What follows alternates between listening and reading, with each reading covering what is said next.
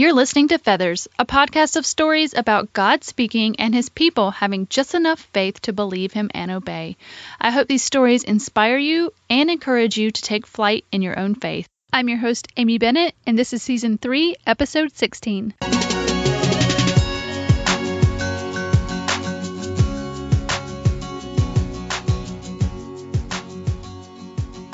Well, hey friend, and welcome to Feathers This Week. I'm so glad you're here. I have a few things I need to share before we jump into this week's episode.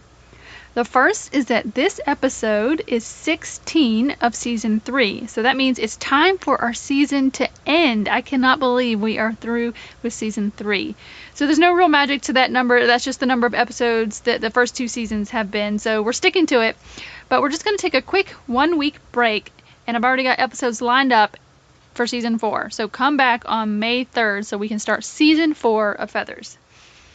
All right, the next thing is that the Feathers podcast app is in the Google Play App Store. So if you have an Android device, you can now download that. So previously it was just in the iTunes Store, but now it is in the Google Play App Store. So that's just a super quick way to access the podcast.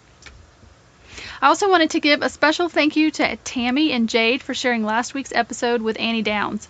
Also, some really great comments on the post from last week from Nikki and Melanie, Tammy and Hannah. That was such a fun episode, and really glad you guys enjoyed that too. All right, so let's get on to this week's episode. This week we have Shelene Bryan. Shelene is a former Hollywood filmmaker and now owns the nonprofit skipone.org. She's actually sharing the story of how that came to be today, so you're going to hear that. And she's also the author of 2 books, Love, Skip, Jump, and the latest that we're going to talk about today, Ridiculous Faith. And also, just because I'm a big fan, she's really good friends with Candace Cameron, a.k.a. DJ Tanner, from Full House. She wrote the foreword in her latest book, and so that was really fun to read. Anyway, so it was a blast to talk to her. She's a fantastic storyteller, and I think you're really going to enjoy this episode. So here is my conversation with Shelene. Hi, Shelene, and welcome to Feathers today. Hi. I am so happy to have you here. Me too. So how about you introduce yourself and your family to the listeners? Yeah, so I'm Shelene. I live in Southern California. I'm a wife and a mom. Been married to my husband. It'll be 26 years in August. Got married at 21. I think what I'm most proud of is I'm still madly in love with him, which is awesome. It's amazing. Yeah. I got married in August, too. Oh, wow. What's the date? August 4th. Oh, so close. That's my sister's birthday, but we got married on August 8th. Okay, and my sister got married on August 6th. How funny. Oh, my goodness. Yeah, we're taking over the month, Amy. That's for sure. Yes. And then we have 2 children. Our son, Blake, is 19, and he's a freshman in college. And he's our oldest, which it's been a new kind of new move for me. It's like I've had this kid living under my roof forever, and now he's at Pepperdine in Malibu, California. And our daughter, our youngest, is 16, and she's a junior at Oaks Christian High School.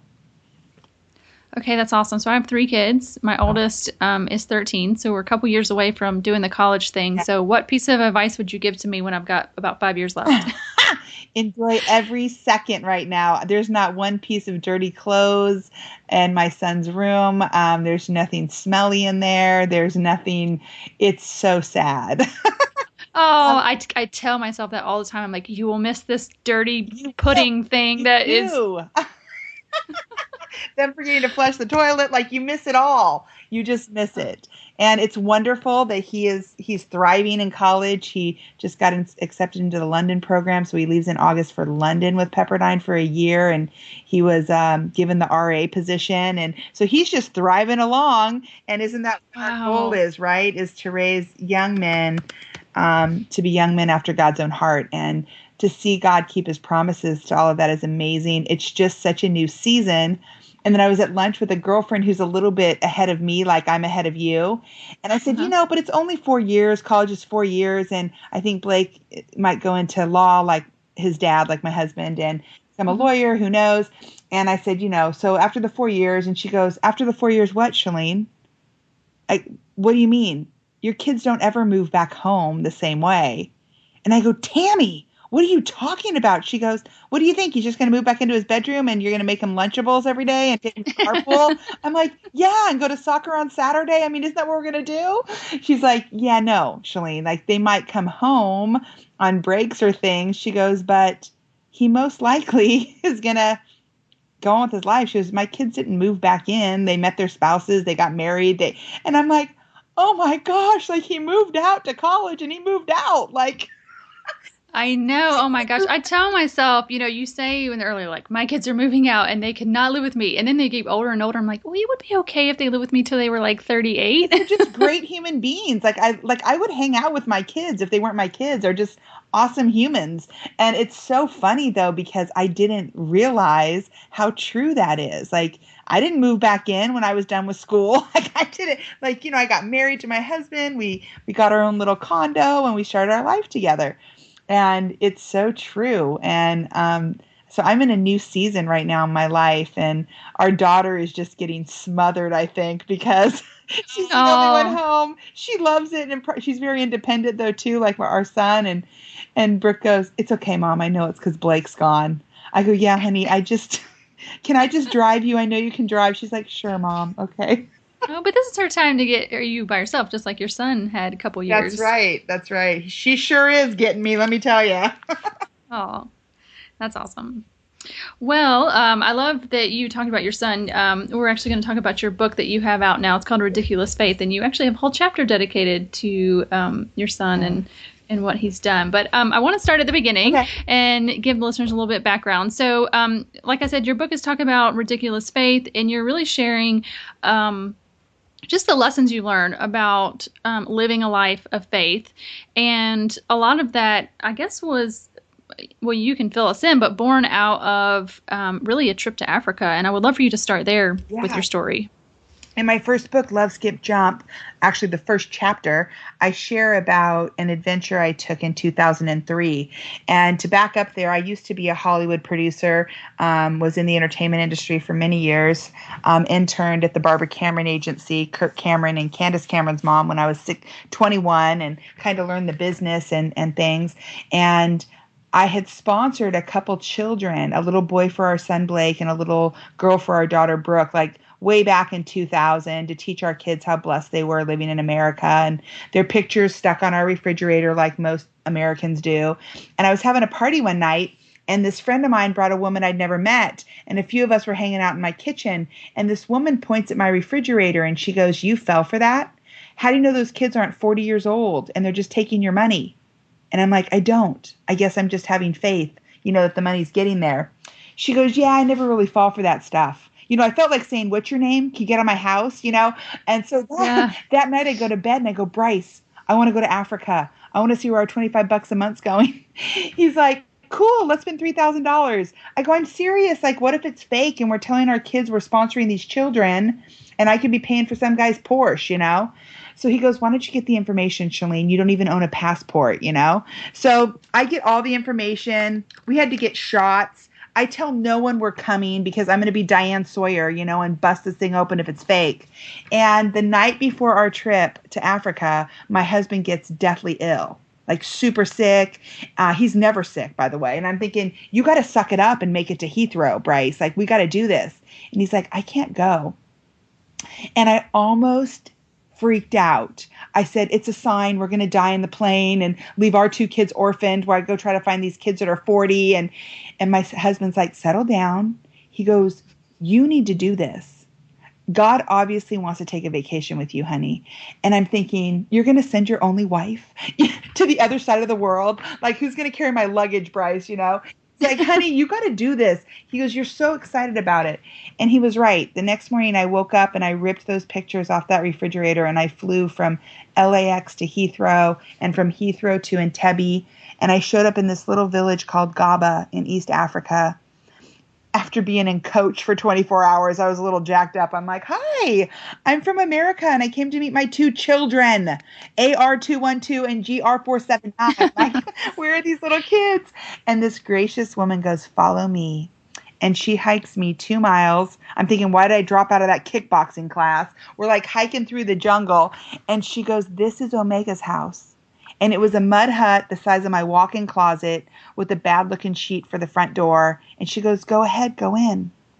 And as I pull the sheet back to go inside, this little girl darts at me and goes, "Mzungu," which means white. Okay, but I didn't know that. And I didn't recognize her because she had grown from her photo. So I said, "Omega?" She goes, yeah. I go, I'm Shelene. She goes, I know. And as I was hugging her like I would my daughter Brooke, I'm thinking she's real, $25 a month. And then my eye catches the Christmas card photo of our family embedded in her mud wall. And I was like, oh my gosh, she's been getting our mail. I'm like, honey, I'll get you anything because I have an American Express card. I'm from America. And she gets this big smile on her face. She goes, I'd like a bed. And I'm like, cool, where's Target Jungle over here, you know? So I got to take her and Alonis into the capital of their country, which is Kampala. And I bought them beds, sheets, a mosquito net for the malaria, a blanket, and a pair of shoes for $20. I'm like, we're all Oprah. The beds were like $3 a bed. I went back and did an HGTV design on a dime to her whole village. You know, I'm passing out beds like they're decks of cards and rolling out linoleum and hanging mosquito nets. And I'm thinking if my girlfriends back home in Los Angeles, if they knew that I'm skipping a manicure, pedicure, seriously, and keeping these kids alive, fed in school, they'd skip it. So when I got back, my husband and I founded skip1.org, and it's the number one, not O-N-E. Skip one, feed a child. So our dream is to get everyone on the planet to skip one thing once in their life for the sake of someone else. You could skip a lunch or a latte or a pack of gum. A little girl just skipped her tooth fairy money on our site. It's adorable. And our promise is we will donate, we will give away 100%. There's no asterisk by that. 100% of all public donations goes to the acquisition and distribution of food and water projects here in America and around the world. And it's been amazing. We're building kitchens actually at orphanages and schools so kids can have lunch every day just because one of your listeners decided to skip their lunch. And it's powerful. Wow. So you work in America and in Africa? Yes, we're all over the world. Okay. So you did share, I believe, a couple of the stories in the book, which let me just tell you, your book is jam-packed with stories. You're such a great storyteller. Oh, thank you. Yeah. So I can tell you have a background in Hollywood. Yeah.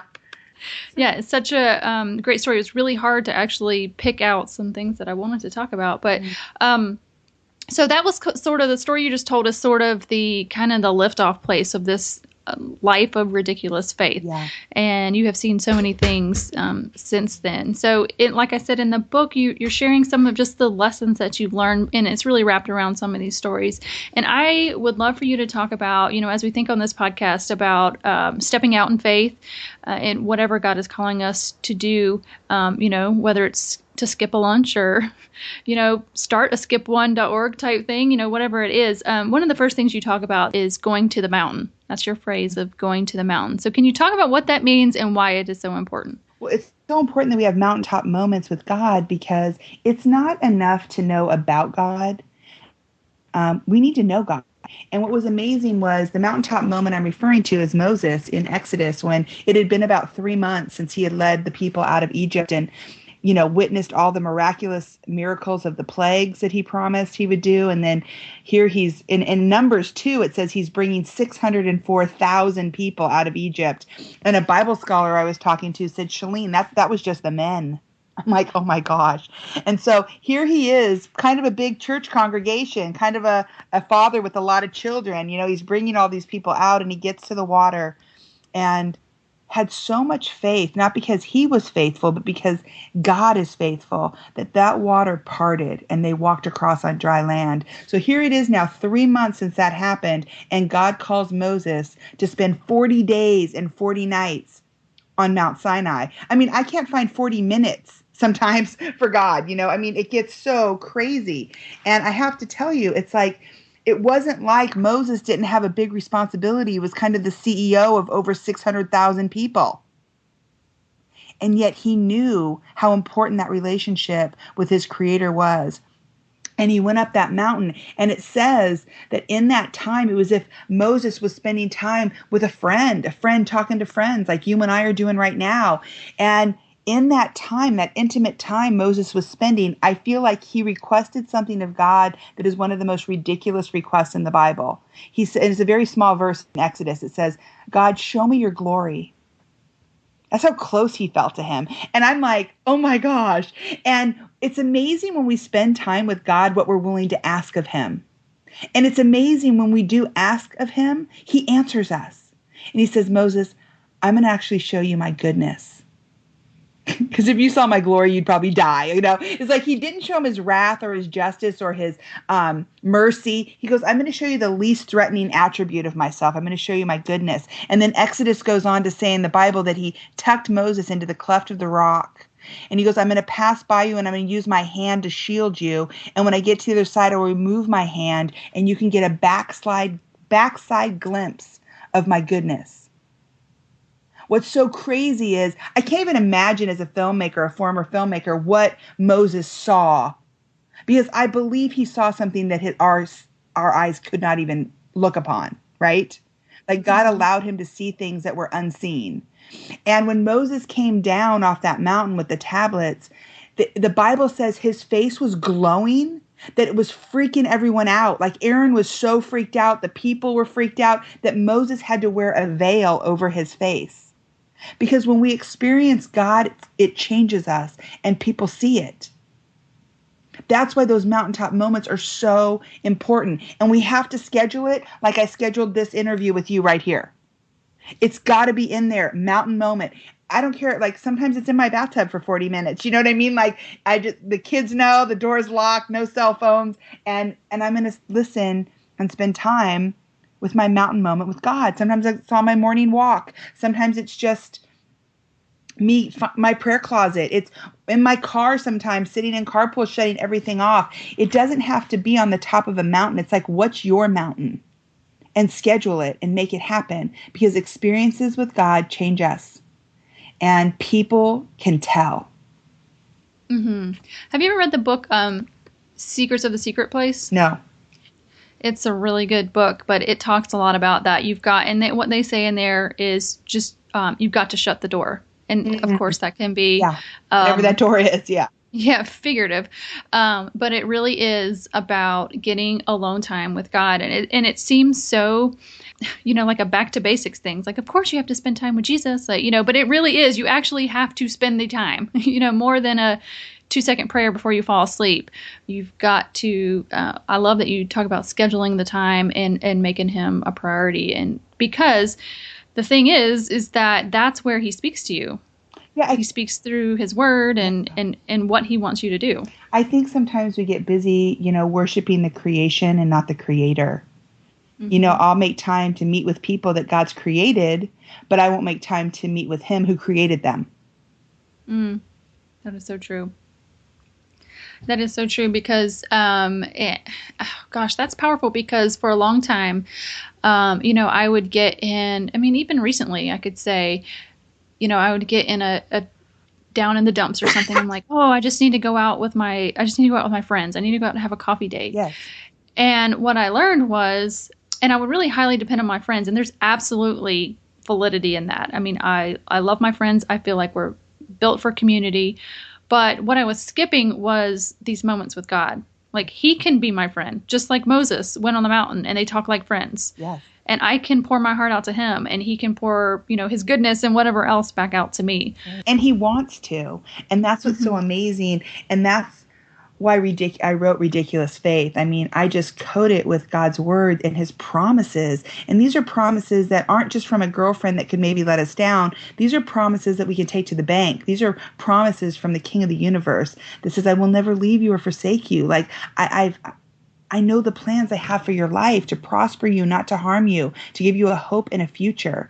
And I feel like we read these Bible stories about ark building, sea parting, lion taming adventures, right?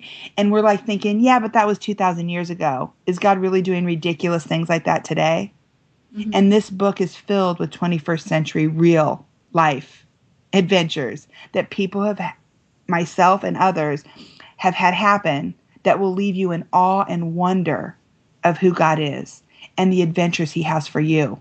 To be honest, right as we're talking, God is putting things in place for you, for your listeners, that they don't even know, maybe haven't met yet, haven't experienced, haven't received, in place that would blow your mind when it comes full circle. And I'm gonna end you with this amazing story in my book that happened to some dear friends of ours, Bruce and Jamie Watson. Oh, I'm so glad, because I was going to ask you to share that story. Oh my gosh, this story just, when Whenever Yeah. I am like feeling like I'm on sinking sand or in a dump, like you were talking about, I'm like, okay, Shelene, that's a choice. Get back on your firm foundation. You're the daughter of the king.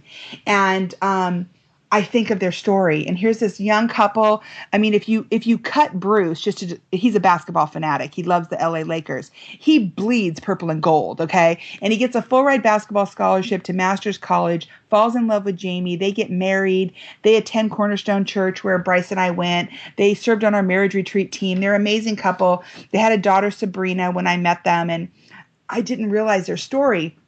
As Sabrina got older and older and older, like 8, 9, 10, 11, they still can't get pregnant again. And it's the weirdest thing, right? And so I have a chapter in there that fills you in on that, but I want to get to the chapter I'm talking about is they felt like because our pastor had been talking about adoption and true religion, that they should maybe adopt.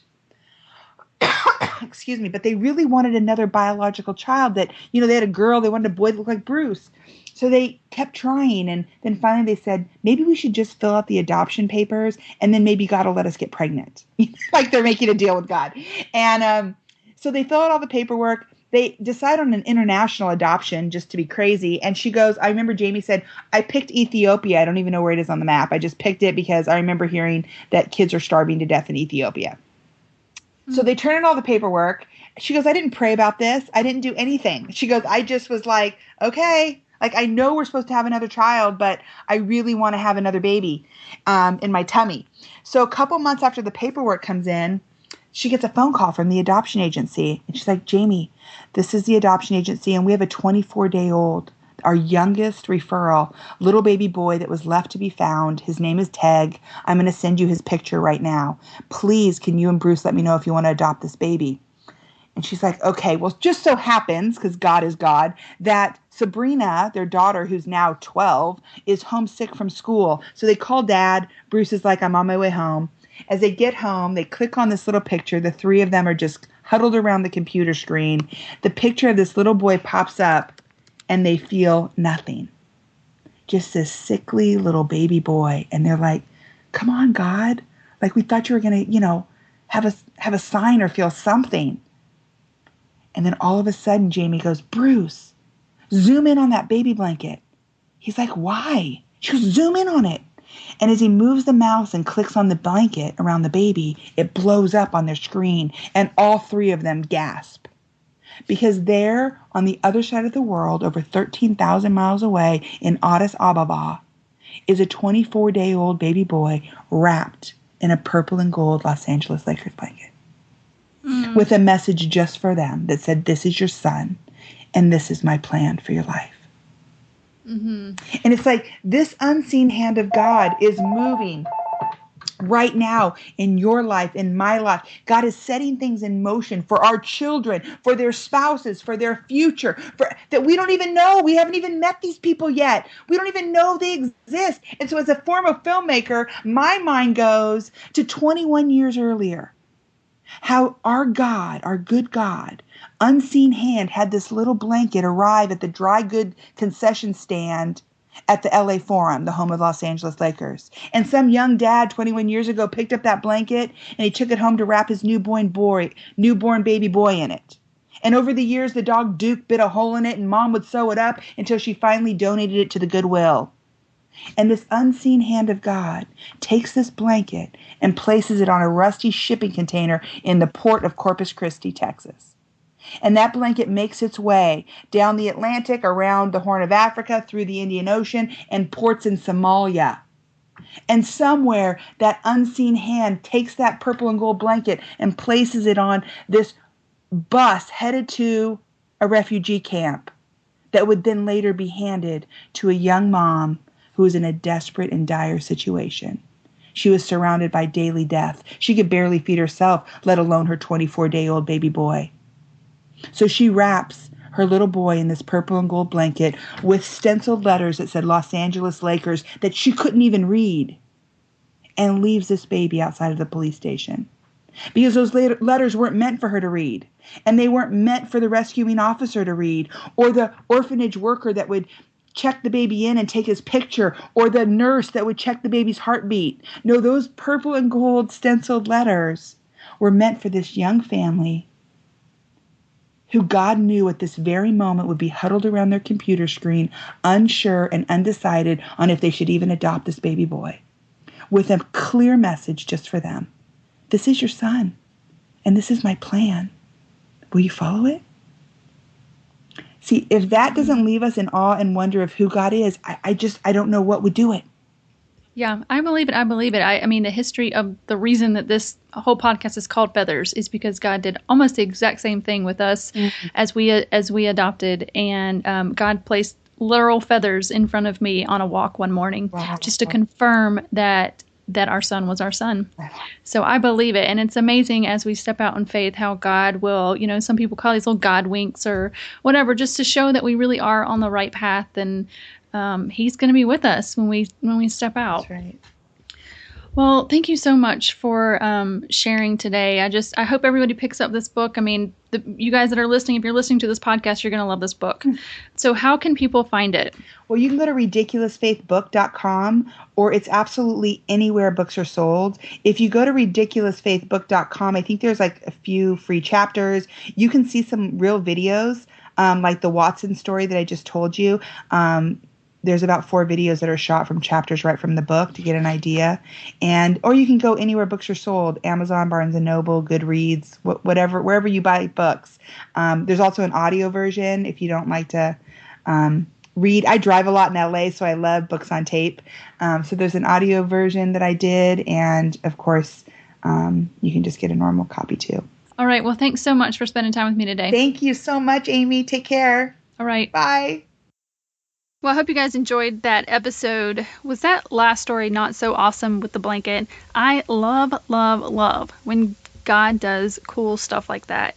And some people are so quick to call that a coincidence, but I do not believe that for a split second that it was just coincidence. I just think how much was orchestrated for that to work. It's just mind-boggling, and it just shows how much God cares for us and how much He cared for that little baby to make sure His adoptive parents knew that was their baby. So awesome.